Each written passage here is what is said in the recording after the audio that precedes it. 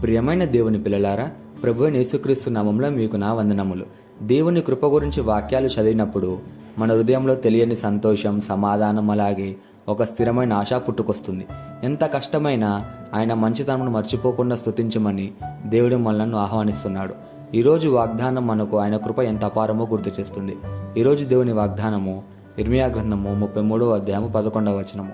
ఇర్మియా గ్రంథము 33వ అధ్యాయం 11వ వచనం వాక్యం ఇలా ఉంది: యెహోవా మంచివాడు, ఆయన కృప నిరంతరం ఉండును.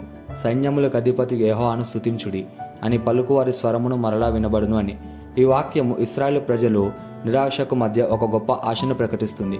ప్రవక్త అయిన ఇర్మియా కాలంలో యెరూషలేము శూన్యమై నిర్జీవమైపోయింది. అయినా దేవుడు చెప్పాడు, ఈ స్థలంలో మళ్ళీ ఆనందం, సంతోషం మరియు స్తుతి స్వరములు వినబడతాయి అని. ఈ వాక్యంలో ఇలా ఉంది: యెహోవా మంచివాడు, ఆయన కృప నిరంతరం ఉండును అని. ఇది ఒక సత్యం. ఆయన కృపకు అంతు లేదు, అది శాశ్వతమైనది కూడా. ఇవే మాటలు మన జీవితానికి కూడా వర్తిస్తాయి. పరిస్థితులు ఎంత భయంకరమైన దేవుడు తిరిగి మనలో ఆశను, ఉల్లాసాన్ని ఇస్తాడు అని.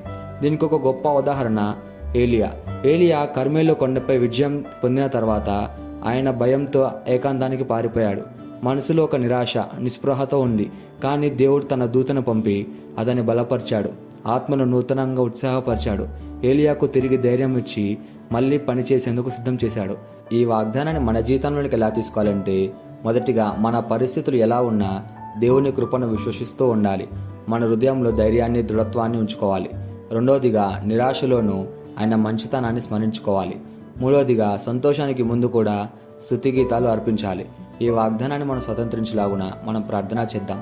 మమ్మల్ని మిక్కిలిగా ప్రేమించిన ప్రియా పరలోకపు తండ్రి, నీకే కృతజ్ఞతాస్తుతులు వందనాలు చెల్లించుకుంటున్నాం ప్రభువా. నీవు మంచివాడవని, నీ కృప ఎప్పటికీ నిలుస్తుందని ఈరోజు నీ వాగ్దానం ద్వారా మాకు తెలిపినందుకు నీకే కృతజ్ఞతలు చెల్లించుకుంటున్నాం ప్రభువా.